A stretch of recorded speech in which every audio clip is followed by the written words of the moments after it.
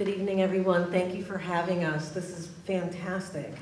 We're going to start off by having Jonathan talk about how he came to writing this book, what his inspiration was, and his process. It's good to be here.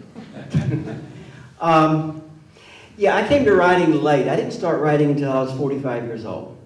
And before that, I had a business career. And I was working with Fortune 500 companies, mainly here in Minneapolis and St. Paul, and doing a lot of conflict resolution with executives. And I got to the point where either I was going to kill them or they were going to kill me. And I decided that I needed to, it felt like I was just dying inside. I was halfway through my life, and there were still big questions that I had not answered for myself. And I didn't seem to be on the road to do that, because when you work in business, especially the way that I was working, you have to know everything. If you don't, pretend like you do. And I needed to be in a place where I could ask some really serious questions. So I decided to write a novel. And they say the best way to learn about a topic is to write about it. And there are two things that I wanted to know more about than anything else that were really bothering me. One was, how did my family get to be as crazy as they were? Especially my mother, who's the cornerstone of crazy. So I decided that I wanted to write a book that delved into our own family dysfunction, which is very entertaining to the neighbors. It was horrifying to me. And then the other thing was, how did I, as a white boy, who went to church every Sunday and every Wednesday night and every Sunday night and sang, how does the song go? They are precious in His sight, yellow, brown, black, and white, all the children, and yet was a racist. I mean, how could I believe in this loving Jesus and go out in my neighborhood every day for my entire formative life and not see the racism that went on in front of me? And I learned later in psychology the answer to that, which is by the age of 6, we see mostly what we believe instead of believing what we see. And I learned what I was supposed to see and what I wasn't supposed to see. So, and I've talked to other white Southerners who've had this experience of growing up during Jim Crow or civil rights, and it was like they missed the whole thing. They didn't see it. We lived in a white bubble because we weren't supposed to see it. We weren't supposed to see our parents as racist or as mean people. We weren't supposed to see our preachers as promoting white superiority. We saw what we were supposed to see and what we believed. Being good fundamentalist Christians, we did what we were told. Now, at the night that I was born, that was May the 9th, 1951, and that's not important except that when my mother was giving birth to me at the Masonite Hospital in Laurel, Mississippi, which is a small, just probably 25,000 people in Laurel, half are black and half are white, 4 blocks away from the hospital at the courthouse, a black man was being lynched, and his name was Willie McGee. His picture was on Time magazine. There were riots in Paris, France. Truman got involved, Einstein got involved, Faulkner got involved. It was a huge cause celeb at the time, and I knew nothing about it until I started researching my book at 45 years old. Nobody ever talked about that. I don't think anybody really saw it. Now, except when I did find that article, that I went back to the library and when I was doing my research and I said, okay, I wonder what was going on the day that I was born. I pulled out that old Laurel Leader call, and there on the front page was not me and my mama, you know.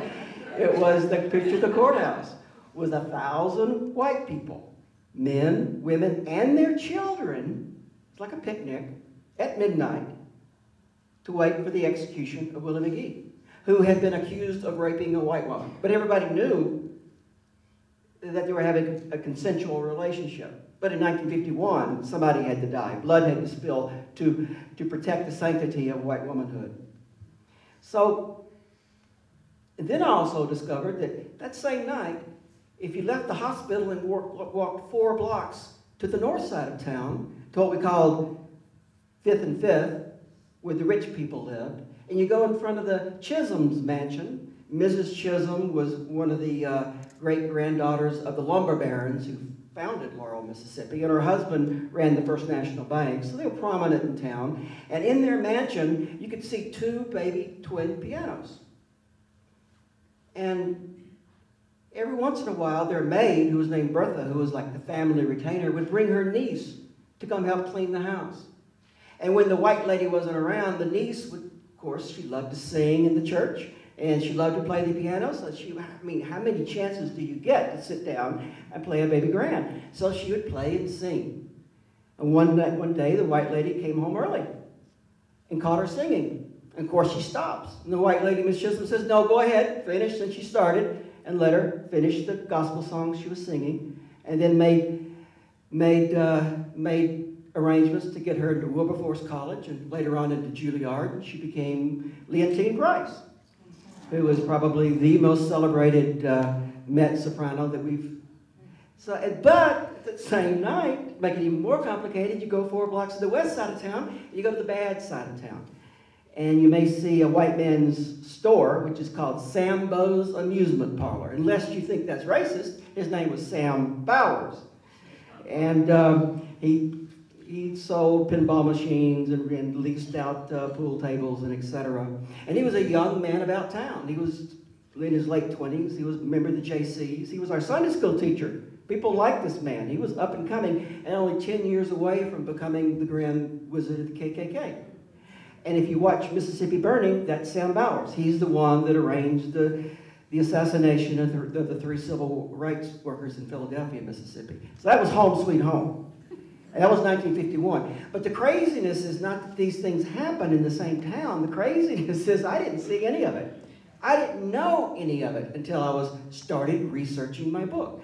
And the only way that I could explain this to myself was Northerners have a false impression about segregation in the South, is that you think segregation meant that blacks and whites were kept separate. That was impossible. In a town of 5,000 people or 25,000 people, like most towns in Mississippi were, half are black and half are white. We're in each other's homes every day, in each other's kitchens, in the restaurants, shopping in the same stores. So it's impossible to keep us physically segregated. So something else had to be established. It was a psychological segregation. White kids were trained not to see black folks as individuals, only as functionaries, only as maids or yard people, or they were the comfortable background to our life.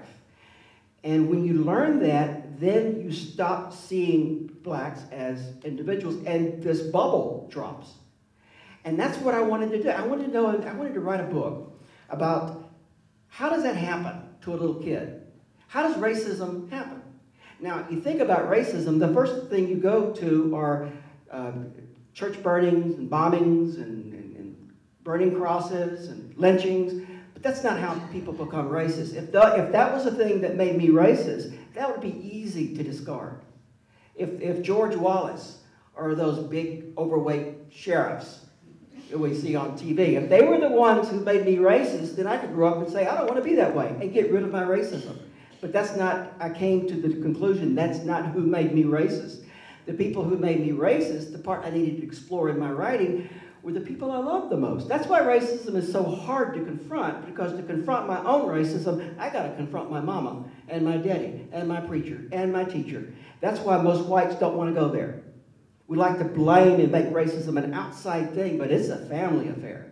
And it can be passed on by what I've noticed is the most Christian, nicest people in the world. My mother would say, well, Johnny, you don't want to look like it. And then she'd say the word, go get dressed. You're smarter than this. You don't want to be thought of as a... Now, you see, what she's telling me is, Johnny, you're special. And now, as a 5, 6-year-old, 7-year-old kid, what am I going to do? Say, Mama, don't make me feel special at somebody else's expense? No, I want to feel special. I take that in, all of it, along with the love and the Christianity and the adoration of Jesus. I take on my own specialness. So I've learned that racism is not a gift of hate, it's a gift of love. And it gets entangled with everything else in your soul. So I wanted to write a book that explored that. And I wanted to write not about those atrocious events that happen in the South, but the more subtle, the more subversive, the harder ones to acknowledge. How in a small neighborhood do you create little racists? who are still loving, caring people. So those are the two questions I wanted to get to. And I started that when I was 45, and it took about 10 years to get the book published because I learned to write on this first novel. I had never written anything. I'd never written a short story before. And if somebody had told me what it entailed to write a novel, I would not have done it. It was hard, but it was fun. And that's why I tell kids now who in writing classes or in the 5th grade when they really start learning to write stories is that don't pay attention to adults, especially those teachers. In fact, you can finish this old advice. Only write what you know. That's bullshit. What you know is boring. It's what got you in this trouble to start with. And it's not good. How does somebody get excited getting up in the morning and I'm going to write what I know? No, what you write is what you're drawn to know. And each of us is drawn to different things. Each of us have different pieces that fill out the meaning in our life, the mystery pieces. Those are the things you pay attention to in the grocery store, in the coffee shop. We're always looking to fill that piece. And so you write a book that calls on you to think about those and see those differently in the world. So I bet you didn't know the answer was going to be quite that long. I think we have time for questions now. So the way that I came to this was the Minneapolis Institute of Art said, you know, we want you to say what you really think. And I said, I'm kind of good at that. So I agreed to do this before having read the book, and I must say, I absolutely adore this book. I really do. And it's shocking that you come to writing at the point that you do in life because it's exquisite, right? And what happens in Jonathan's writing style, if you haven't gotten through the book yet, is that it's so clear that you know these voices. But there's so many different kinds of voices, right? To me, the book is very nuanced because it starts off in a way that many novels in America don't, which is just delving right into working class, if you would even put them in that space, right? Really just impoverished white people, right? You don't read a lot about impoverished white people in American novels. And so you go right there, and then it's just complicated by the fact that the black family is actually middle class, right? And they are, you know, hand in hand, like having to deal with each other in this segregated way, which you laid out beautifully, right? So they're segregated, but they see each other every single day. And so I would love for you to talk about, and you know, like the scene where Miss Hazel comes up in the world and actually gets to get furniture, and this is the white woman, right? If you can talk about what it meant to think through how you grew up and write this narrative that deals with impoverished Southern white folk. Yeah, that's a good question. I don't think I've ever been asked that before. No, I tried. Yeah, it's something that's not talked about a lot. When my parents were always mysteries to me, and they were, even though they go back 5, 6 generations in Mississippi, they would not talk about their past. They were like immigrants who come to America, and they don't want to saddle their children with the past. So the children from first generation Poland or from Germany or whatever, it's like they don't even know their past because their parents keep that from them. And I had to kind of pick this up just from watching their behaviors. But my parents started out as very, very poor. My dad was very ambitious, and he made a lot of money. And it's interesting, in Mississippi, at least, if a man makes a lot of money, he automatically fits into the upper strata of life. In fact, it helps to come from dirt, to be poor. But a woman, if she comes up, society never lets her forget where she came from. She'll never fit in. She'll always be that poor little humpback farm girl who picked cotton in the morning. And that's what happened with my mother. As much as she tried to fit in, she just never fit. She is Hazel in the book, much to her horror. She was amazing to me to watch growing up. She started out the book. In fact, I started the book mainly to get even with my parents. It was a veiled hit piece. Not really veiled, because I named the kid Johnny. So my mother would see that. And I put every atrocity that they had ever put on me growing up. In fact, I changed a little bit. For example, there's a scene in the book where Hazel gets drunk one Christmas Eve, and she gets in her Lincoln, and then she turns it over in the sheriff's yard. Well, I changed that just to protect her. She actually got drunk one Christmas Eve, got in the Lincoln, and turned the car over in the mayor's yard. So, but still, so that I put pieces in there where she had run over my dog after she had been drinking. I mean, I did everything in the world to torture this child so I could paint my mother as a villain. And then I decided to take the book home and let my parents read it. I got a master's degree in psychology. I had dragged them into therapy over the years. They had sat there and smiled as I yelled at them and told them they were the fault of every problem I had in my life. They'd smile and nod. At the end, they'd say, well, good seeing you again, but next time can you be a little nicer? It was like, had nothing to do with them. So I said, this is going to be it. I'm going to write this book, and they're going to see what they did to me. So I showed my dad the book first. Went home, and he said, you can't show your mama this. And I said, why? He said, well, my God, she'll get back in the Lincoln again. We can, she's always walking on eggshells around her. Anything could set her off. So I said, no, she needs to see it. What if Oprah chooses it? I don't want Mama finding out about it on TV from a stranger. No, I just wanted to. So I gave it to my mom. So again, this is the first draft. This is not how the book eventually was published. This was through my anger period. So she's sitting there at Daddy's lazy boy one weekend, one page and another, turning the pages over. And of course, I am just paralyzed now because I come home a 50-year-old man. But 10 minutes around my mother, and I'm a 6-year-old boy again, whose job is to take care of his mama because she's broken, and never to hurt her. And here I was, I gave her a loaded gun to shoot herself with. So I'm just oh my God, how can I do this? How can I do this? And toward the end of the book, she starts crying.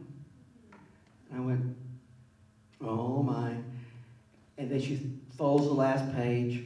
And of course, I have a master's degree in counseling psychology, so I said, well, Mom, it looks like you're having feelings.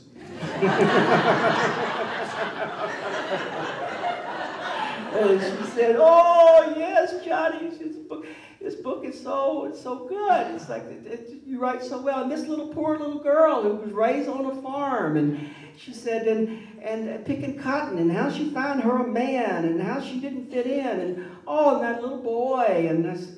She said, it's beautiful, Johnny. I just always knew you could write.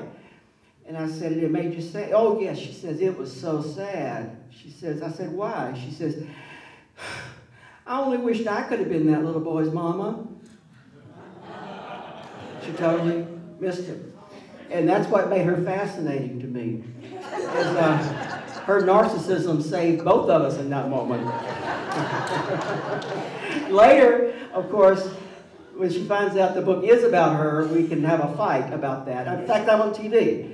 And in Mississippi Public Broadcasting, and the guy asked me about the history of the book. And so to be cute, I tell this story about I just told you. Not thinking my mother's probably at home watching this program. So after I get off, she calls up and says, that book was about me?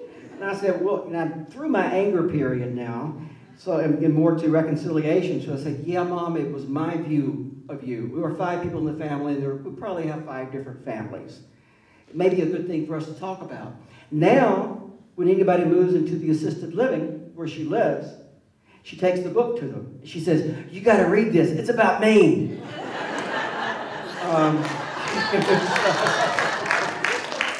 But about her poverty, it was something she was always ashamed of. And she made it toward the very end, I was ashamed of it. She, like I say in the book about Hazel, she never knew the concept of goes with. Things didn't have to match. She's just so thrilled not to have stick furniture anymore. There was plastic now, and polyurethane, and bright colors, flamingo green and pinks, and that's what our house was filled with because they were pretty. And each piece of furniture was the star attraction. Nothing went with anything. And I remember growing up with these copies of Macalester magazine and Red Book. And if you've ever read those, they tell you how to make a little ornament or two.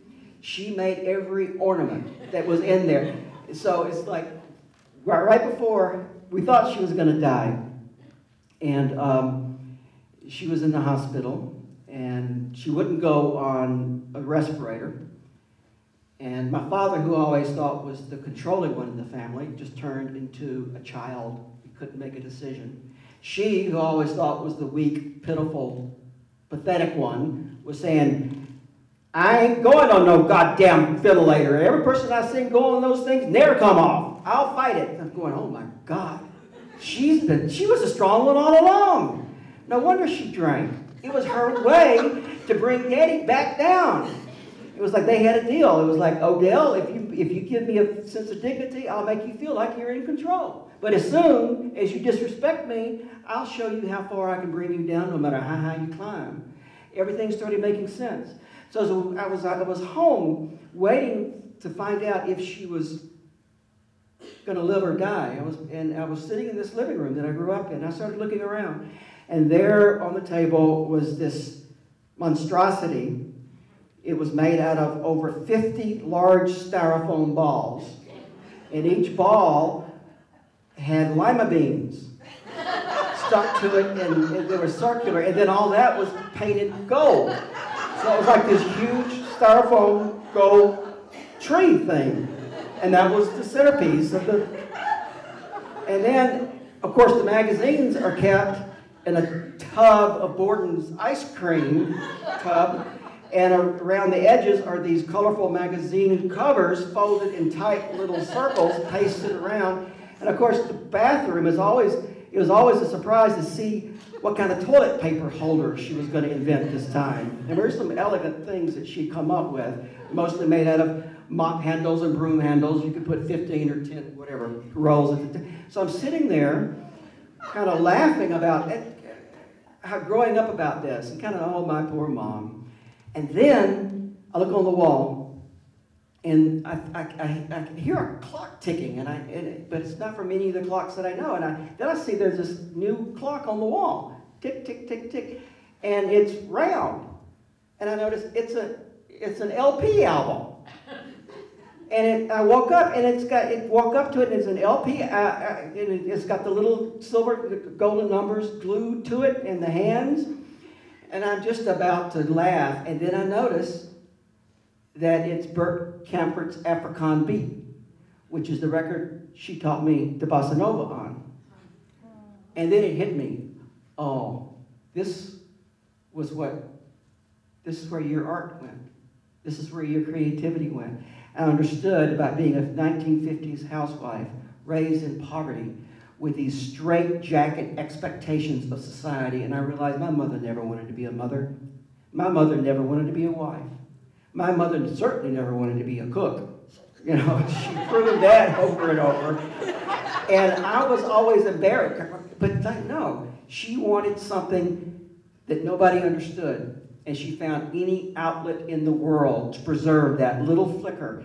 And I realized, you're the one I owe my survival to for growing up and surviving as a gay man.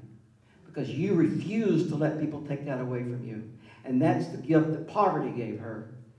And I started the book with her as the villain, and I ended the book with her as the hero. And so, yeah, that may have gotten what you were asking. And if you haven't read the book, the way he speaks is how it sounds. So there are parts of it that are absolutely hilarious. And I was trying to drink something when I read that description of the furniture, and I gagged, because it's just hilarious. I have read a lot of novels written by white novelists that try to have black characters, and I read their work and I think, really know black people? Like, have you met a black person? Right? I mean, seriously, I'll go through these books and I'll be like, I have never met anyone like that before in my life, right? I'm going through your book, and I felt like you knew who the minister was. You'd spent time with the minister. Vita is in your world, and you seem to find a way to capture what Vita could possibly be thinking, which I think is not an easy task. So do you want to talk about that? Sure. These are great questions, by the way. Thank you. In 1988, I was doing my corporate job, and I was successful. I had my bachelor's condo in Lake Calhoun, and I was 7 years sober. I came to Minnesota a drunk, but I didn't come to Minnesota like everybody else because I was a drunk. And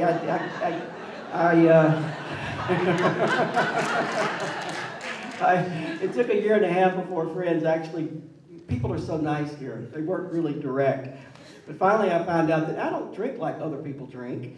So I got into treatment at that time. It just happened to be the land of 10,000 treatment centers. I didn't know that at the time of moving here, but God has his own ways. So about this time in 1988, I was sober for a few years.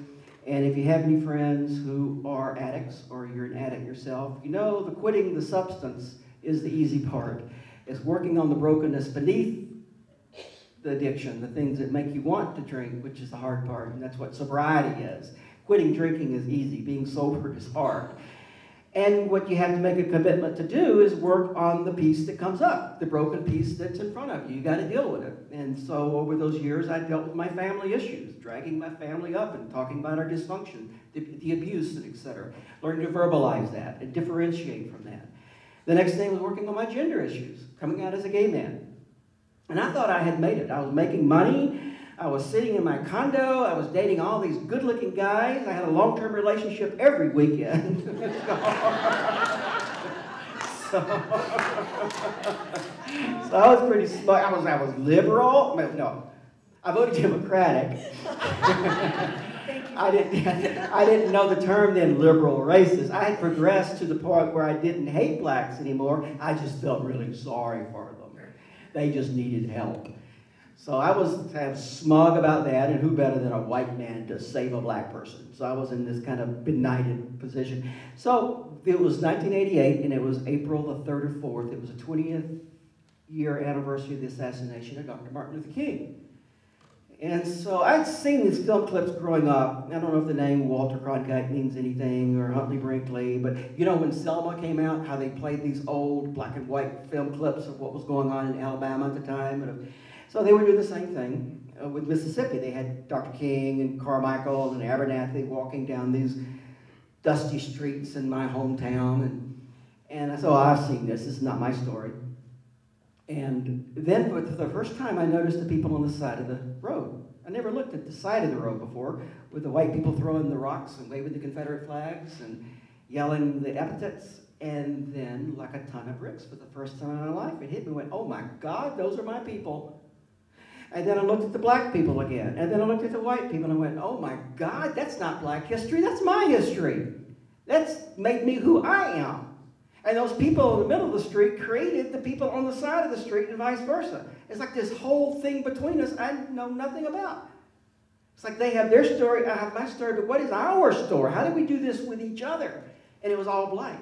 Because I grew up in a white supremacist, and I think the school books are still white supremacist. There's a white narrative that's driven. And that's white, and everything fell apart.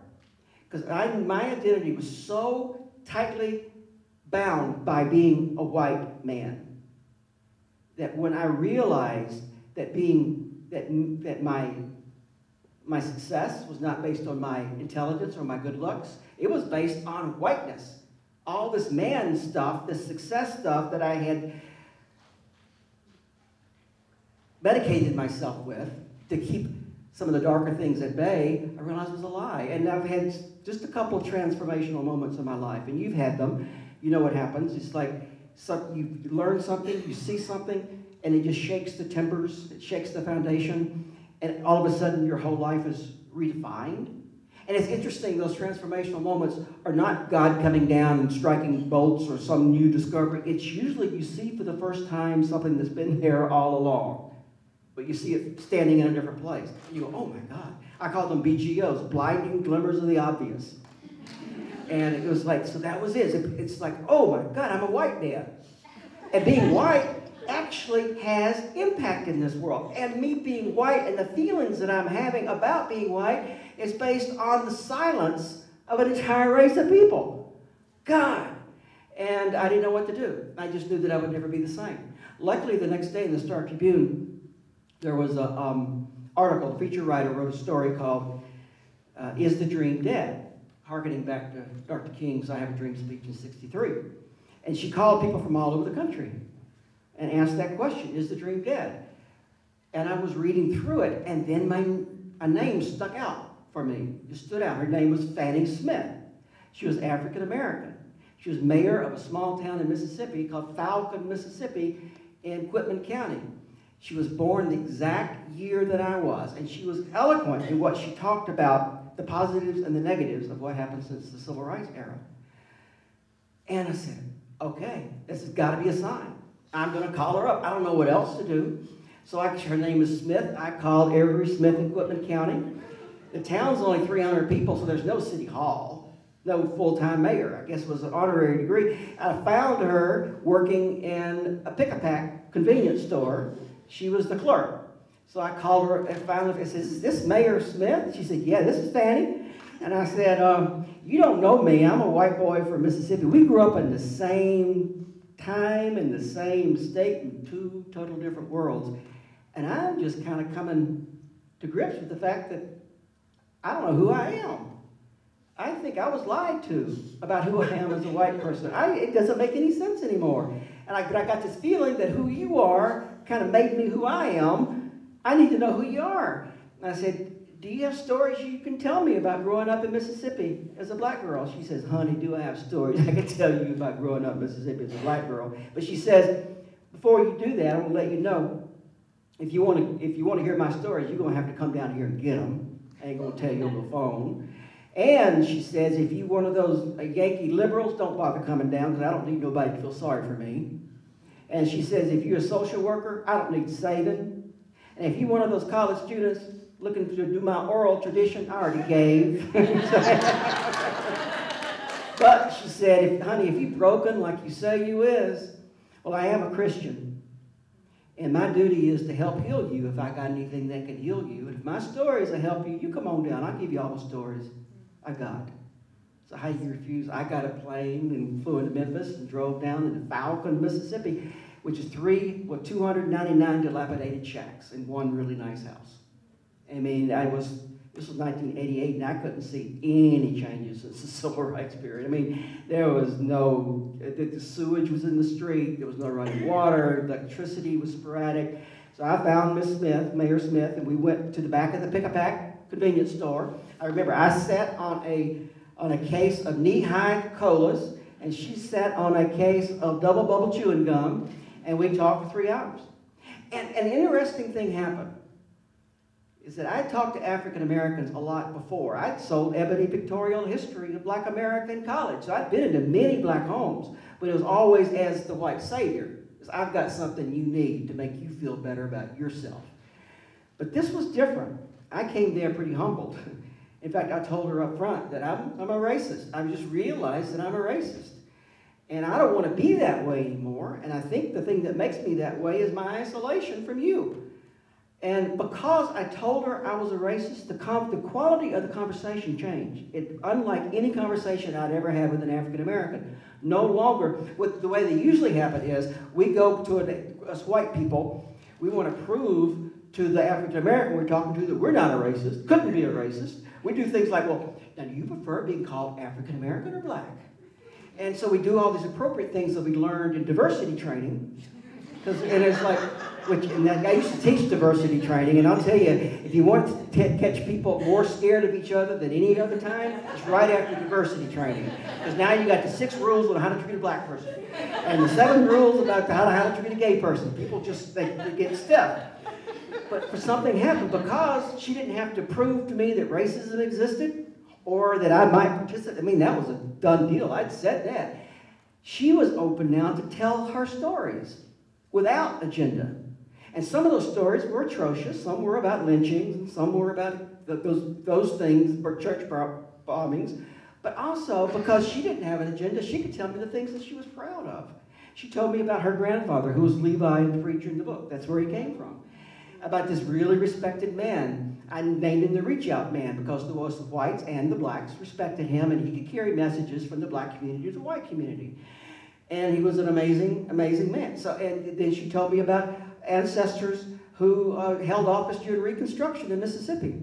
About uncles who started a school just for African Americans because the state wouldn't fund the schools. This heroism, midwives who delivered 3,000 or 4,000 babies in a county because white doctors wouldn't touch black flesh. And then I'm getting the idea, wow, there was a hell of a lot going on beyond this rubric of white superiority. In fact, I understood that they had to keep it from me because the main thing a black person cannot do in the South, still in Mississippi, is show up a white person. So no matter how successful, they had to do this like ants hidden in a colony. So, but she started dragging the stuff out. And it was like I'd never, and she started talking like she talks, rather than to a black person talking to a white person. And it was musical to me. It was just, and then she said, well, that's me. She says, there's other people you need to talk to. There's a man across the street I need you to talk to. Now, he's about 90 years old, and he's hard of hearing. And he's going to want to show you his picture he's got, because he walked with Dr. King when Dr. King came through here in 1966 on the March Against Fear. Now, he only walked a couple hundred yards because he had arthritis there, but he wants to show you his picture. He knew you were coming to town. So I said, okay, let's go over there. And I walk into this dilapidated shack. Oh, I like Mayor Smith because she was practical, and she understood. I asked her, I said, you know, this town is, I said, it's a dump, but you're mayor. I said, that's really good. Well, she said, you got to take everything with a grain of salt. She said, yeah, but in the 1960s, I couldn't have been mayor, so that's a good thing. But she said, you know, there are only 300 people here, and 299 of them are black. And there's only a white woman, and she lives across the side of the tracks, and I don't think she voted for me. So it's like, so we go into this shack, and Mr. Curtis is there waiting for us with his scrapbook in his lap, and he points to the picture of him on the street with Dr. King walking through. And I'm still in my white, arrogant, liberal racism thing, and I'm just kind of appalled by circumstances. The poverty here, and his poverty, and the way the house smells. And so I said, what changed, Mr. Curtis? What changed, really?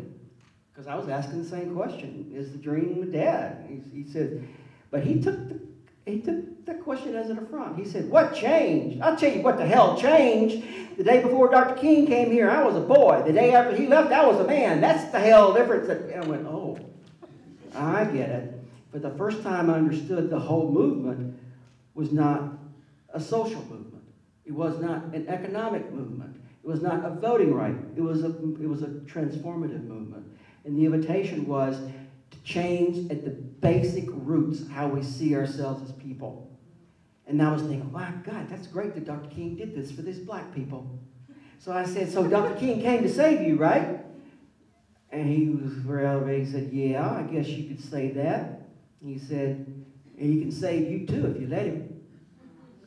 And then a curtain went up and went, oh, this is our story. This is our story. We're in this together.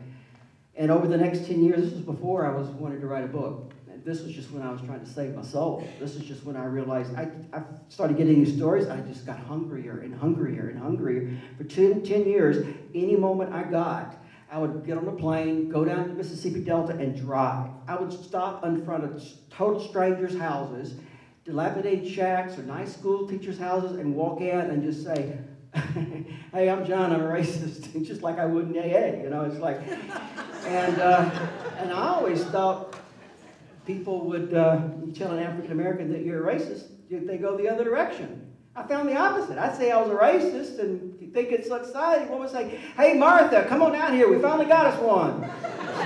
And they were just as curious about me as I was about them. They wanted to talk to a white man who would really tell them what it takes to be a racist. How did you get that way? How many racist thoughts do you have a day? And not how you overcame it, because they know no white person in America has overcome their racism. They know that. They want to know how you deal with it day to day. What are the things that make you racist? What kind of things do you see? What kind of judgments you got? And it wasn't accusatory. It was like, I want to know. You got a piece to my puzzle, to my sanity. And so we traded pieces. And they shared pieces of their lives. And what was going on for them that they're not supposed to tell white people. And that's where the voices came from. So over 10 years, I interviewed over 100 people. And mostly they were midwives, they were sharecroppers, they were field workers, they were people who had that momentary brush with civil rights. They walked out into the street, or they stood in the courthouse door or whatever, and it changed their lives forever. But what I learned was the civil rights movement was not Dr. King, and it wasn't the middle-class preachers. It was these people. And I learned they had organized themselves way before King ever thought of doing what he was doing. King came to Mississippi and stood on these women's shoulders, not men. There were women. The black preachers wouldn't, they tried to discourage them. But it was a woman saying, I ain't got nothing to lose but my life. And my kids, I want them going to a good school. And they're the ones who risk their lives. And many times, they're the Fannie Lou Hamers. If you don't know that name, Google it. It's about the only name we have left. But there were thousands of these women who don't get into history books. And so when I wrote the book, the characters all are populated from the conversations that I had. And I think the Southern language, both the white dialect and the black dialect, is the most beautiful language in America, maybe in the world. We used it to make fun of people, like Gomer Pyle, etc., but you got to listen. Both the whites and the blacks come from a very illiterate background. And if you're illiterate and you want to get people to understand you, you better know how to tell a story. And especially the African-American language, what I learned was it's very coded. African Americans had to learn to talk to each other and tell the truth while white people were listening and not understand what they were saying. And that gave rise to the most beautiful metaphors. Poetry is what it is, with the rhythm. And so these people are still in my head. Do I have time for one more before we go? Or okay.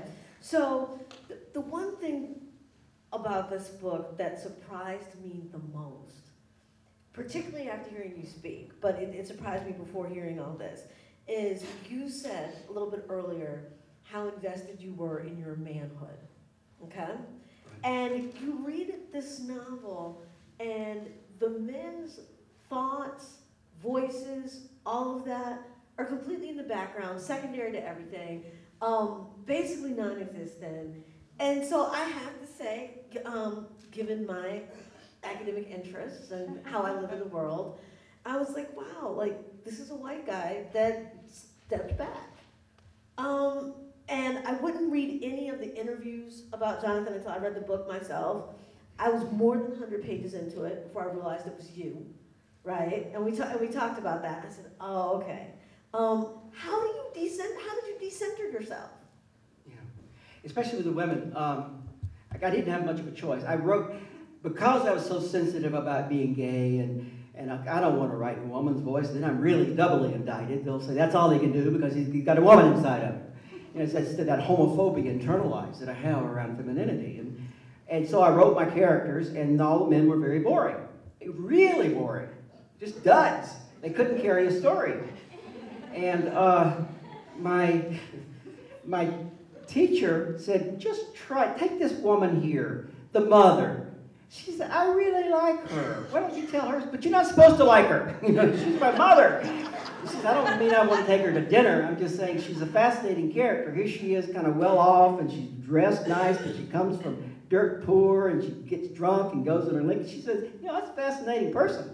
Why don't you write how she got that way? And this maid that you got right here, she's an angry maid. She's not like the typical maids that I read about in Southern literature, but family retainers and the subservient. That's really a myth, I will let you know. It's a crappy myth that white people have created to get other white people to read books about white people saving black people. And it's like, I had a maid for a year. The only thing we had in common was I hated her as much as she hated me. It's like, you didn't treat her with any guff. Those are the black women that I remember. So anyway, he said, you got this black maid in there, and she's feisty. How did she keep from getting lynched? How did she get that way? She said, back it up. Tell me both their stories. And then when I got into their heads, they wouldn't shut up. They just kept talking and talking and talking and talking and talking in the perfect dialect. I didn't know for the first time I understood what writing was. It wasn't making stuff up. It was letting stuff come to you. You don't you don't invent characters. The great characters find you, and these two women would not let go. Now, I explain that this way, is that when I was growing up, we had these family reunions, Thanksgiving and etc., and you go to my granny's farm, my papa's farm, and I had 50 cousins growing up, so everybody descend on that. And immediately, once you get there, you segregate. The men go to the front porch, the women go to the kitchen, the kids go to the hayloft to throw corn cobs at each other. And so I wasn't violent, so I didn't like the corn cob wars or the childberry wars. So I started sitting with my dad on the front porch. But they were the most boring group of men I've ever. The men in my family were absolutely chronically depressed. They would sit around and grunt at each other, trying to find as few words as possible to put in a sentence. They wouldn't even look at each other when they talked. That would be probably too woman-like or whatever. I don't know. They just they talk about what they killed last weekend in the woods, or how much chicken was selling for per pound. Grunt, smoke or cigarette. So I said, to hell with this. I'm going into the kitchen. And there you find a delightful surprise. These women, my aunts, my granny, my mother, they were just having a ball. And they were telling stories. Stories about the family. Stories that they cried as unison or laughed about. And they told stories, they told the same stories every year. But you could tell, as a kid, I knew kids are tuned into stories. Kids can tell you where there's a good story and where there's not. Even though they told these stories year after year, you knew that they were telling you, this is who we are. We're telling you this to each other to remind ourselves, this is who we are as a people. They told a story about my granny when she boiled her white sheets and she hung them on the line. She worked so hard, and then the boar hog got loose and ran between her legs, and she still had the sheet. And she was riding that boar hog around the yard with the sheet just flying behind. I'll never forget that. And the most descriptive language in the world. And then they would turn to talking about those men on the front porch. In the most loving way, they would just castrate them. It was an art. So it was the women in my life who were the talkers. So when I sit down to write, it's the women who come. And I never deny them entrance anymore. I mean, they've earned their right to speak in my head. They are the background music of my life. And so I write with women characters. I don't know if I'll ever have a decent man character, and that's okay now. I love my women.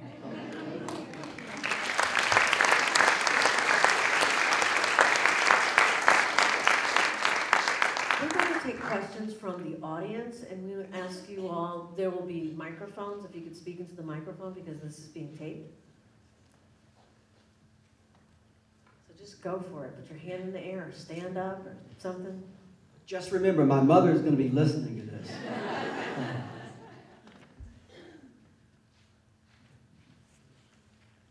Dr. Harris, do you want to ask another while the audience is getting warmed up? Yeah, you got to think of something. This is good stuff. Okay. Gay, drunk, growing up in Mississippi, there's got to be a question somewhere. Oh, and by the way, they can be personal as you want to make it. I'm beyond that now. So just... I'd like your reaction to Set the Watchman, Harper Lee's new model. It's another book I will never read. I have a friend, Don Samuels, we talked about him, and he told me the most important lesson about writing about race. I went to his house and I told him that I was going to write a book that dealt with race in the South. He said, oh, great. He's like, well, we need another white man writing about race. And he says, but if you insist on he's doing it, he says, do me a favor, do not write another To Kill a Mockingbird. And I went, oh my God, that's blasphemy. As a Southern liberal, and that's the book that set us free. That's the book that white folks in the 1960s and 70s read and decided to join the civil rights movement, to come down and save the black folks of Mississippi. And he said, yeah, and he says, I know white folks love it, but he said, black folks hate that book. I said, I never thought about at that time that one book could be hated by one race and loved by another. And he said, why? He says, I just put it this way. I won't let my girls read it. You had 2 little girls at that time. One was 5, one was about 3. Asante and Amani. He says, I will not let them, they don't need to read one more book that tells them they need to wait around for some white man to come save them. Ain't no white man going to save them in this life. If they're going to get saved, they're going to save themselves. Why don't you come up with a hero who's black? You know we've had them all along. They're not in your history books, but we've been saving ourselves since we got here. Lincoln didn't save us. Kennedy didn't save us. We pushed those people into doing what, we shamed them there. We put our lives down. He says, there are plenty of black heroes. Why don't you write about, and that's when I learned this, I understood then this white narrative that I'm going in my head. You put me in a situation with a black person and a white person, tell me to solve it, immediately I go to the solution is the white person needs to save the black person. And that's why most white Southerners, a lot of white Southerners are writing about race, and I'm glad they're doing it, because they're realizing they're broken somehow, but they cannot get beyond that narrative, where it's the white person doing all the agency, and it's the black people always responding or reacting to white people.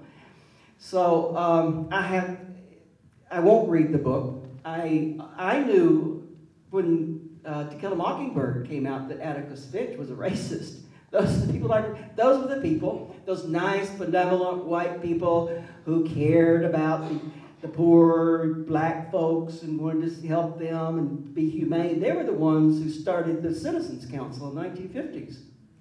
That was no surprise to me. So I have no interest in reading the book. But that doesn't mean you shouldn't.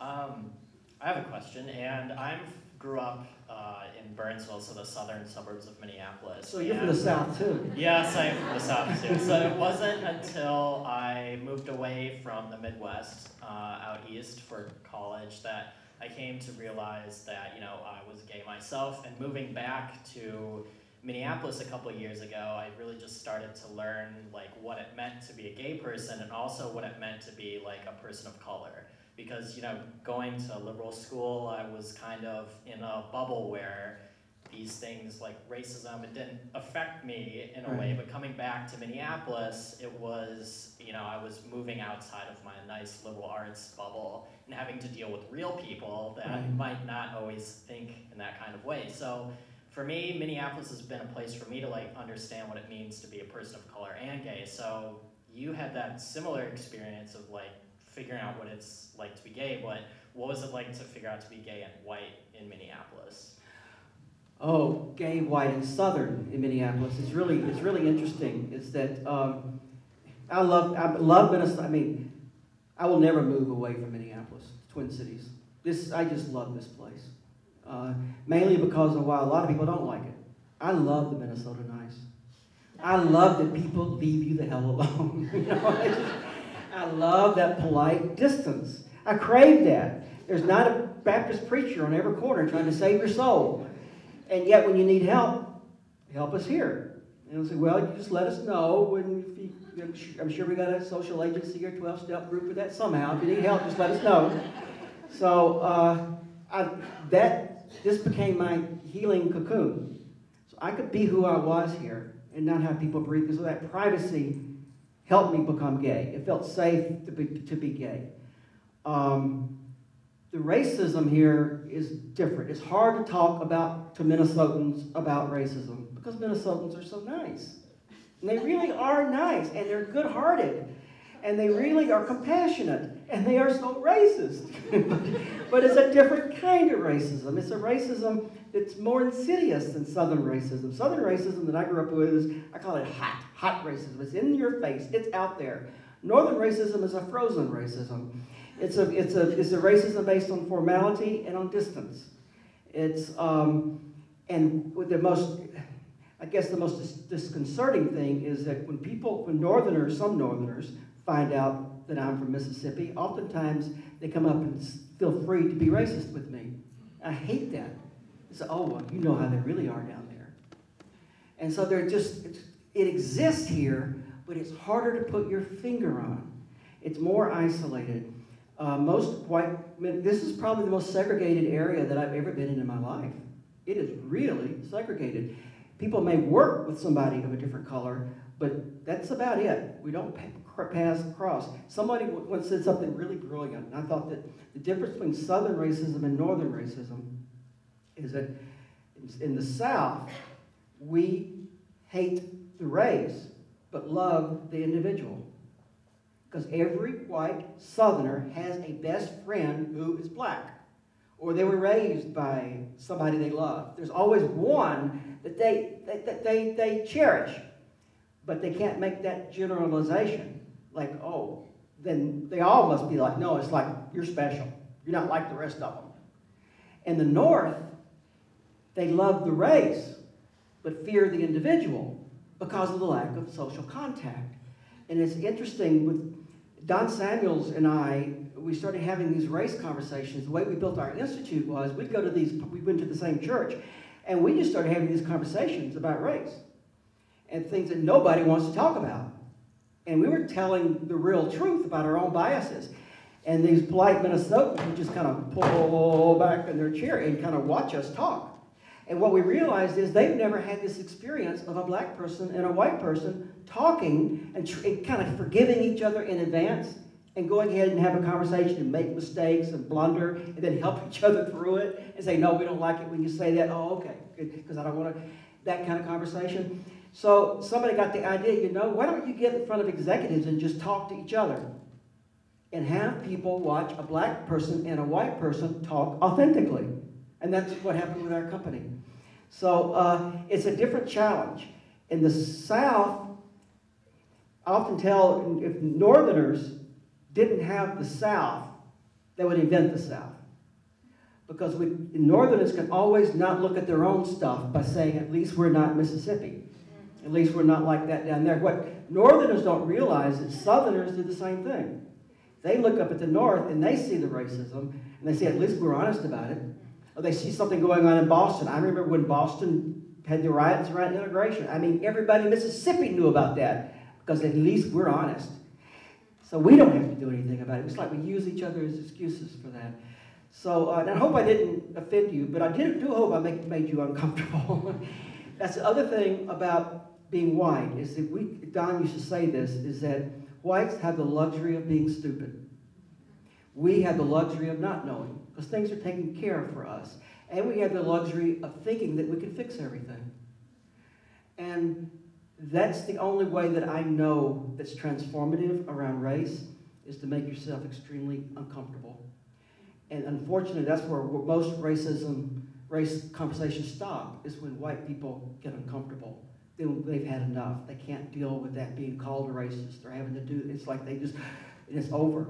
Most diversity classes that I taught, we could go, blacks could talk about their history, what went on for them, their day-to-day racism, but as soon as whites became offended and became uncomfortable, we'd take care of the whites. I don't know why that is, but it was like most of these classes became, we talk about racism, but the whites were the ones who were wounded, we had to take care of. So what I've learned is, if you're interested in transforming and getting out of your white story, getting into our story, is to, in Minneapolis, find a place where you are the minority.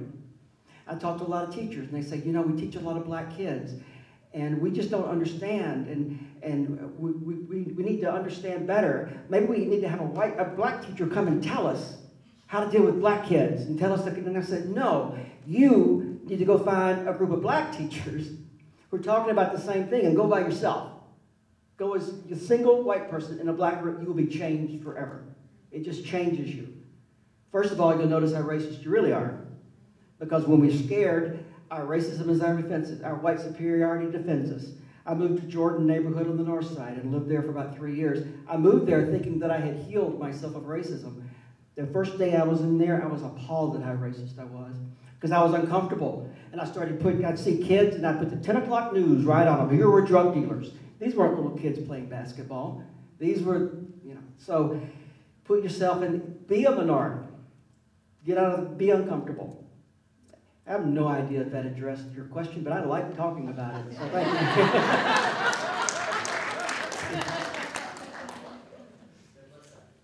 Okay.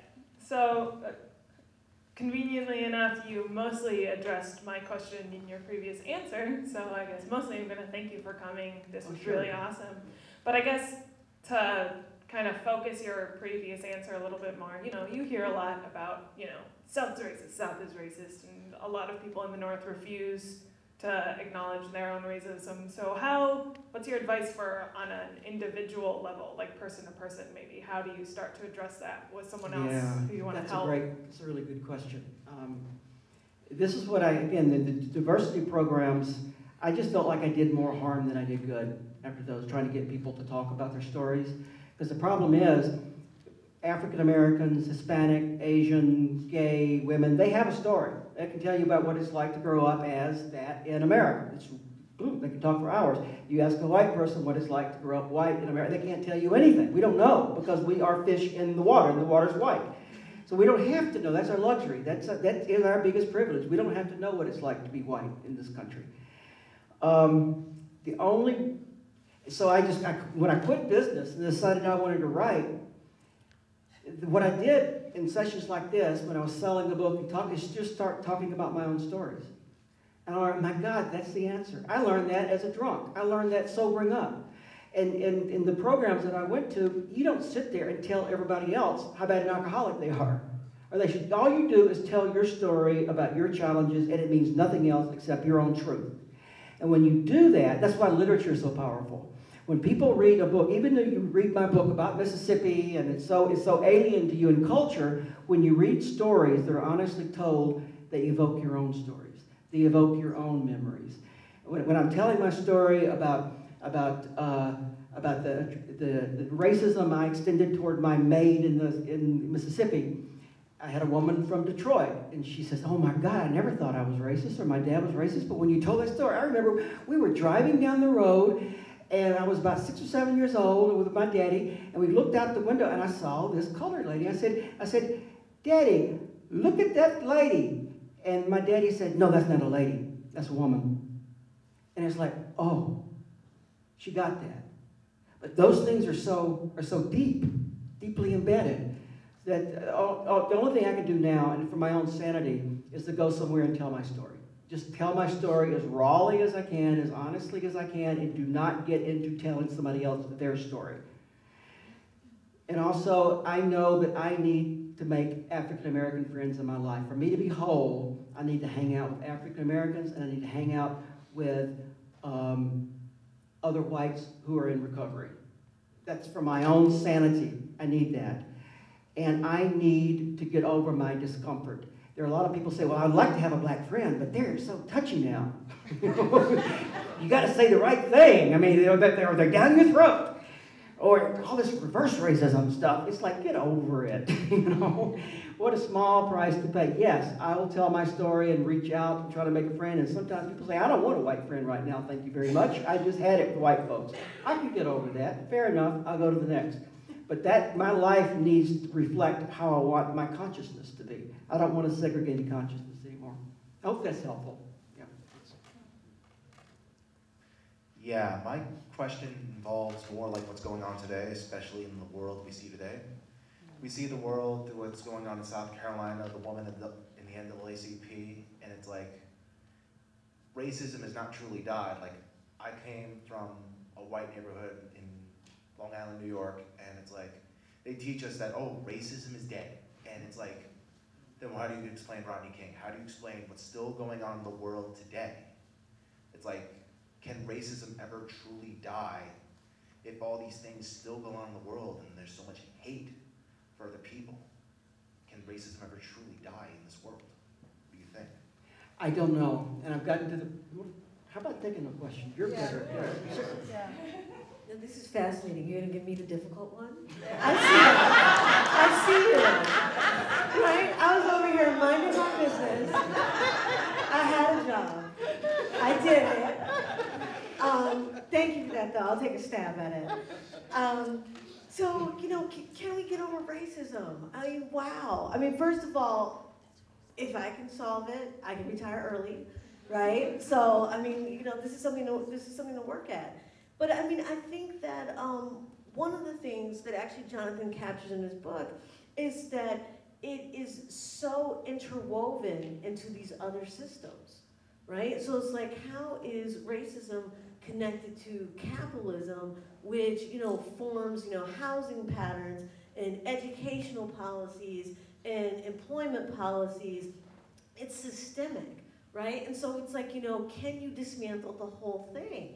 And I mean, I think that's quite a lofty task. And so part of it is coming to a notion of what people really want in America. And, since 1619 Jamestown, we haven't resolved that, right? I mean, we're going at it about everything all the time. And maybe that's what makes America what it is, just the complexity of it. And so clearly, if I had an answer, it would be a different moment. But, I don't know. And I don't either. And I don't, what's the old thing about starfish on the beach and the kid comes along and he wants to throw them back in the water before they die and the guy says you can't save them all. Right. He said, and, for that one I made a difference. Right. He says his father makes fun of him because there's so many out here. You're not doing anything, but I did for that one. And that's about the only way you can look at it. I've reduced everything down to individual stories. I don't know the systems that need to be changed anymore. I don't know what will make a transformational quick change. I don't know if it's possible, and I don't even think it matters anymore. I think I need to live my life as honestly and as transparently as I can. And if that's why I love this Pope right now today, is that he refused to have dinner with politicians and went immediately to the homeless shelter. And that's what St. Francis of Assisi said. He says, always preach the gospel, and when you must, speak. When you have to, speak. But your preaching is what you do. And so I'm called more to the individual transformation now, and how can we change as individuals. There's hope in that. In games theory, they say you don't have to change the whole culture. All you have to change is 5% of the culture. If you can change 5%, then that 5% will eventually shift the entire. So I just think about smaller groups, like Margaret Mead said. All great movements have been started by small groups. As you start thinking about the massive racism today, the horrendous stuff, you will get discouraged really quickly. It's like, what difference does anything make? I can't think of a better note to end on. I want to thank our guests. Please help me in thanking them.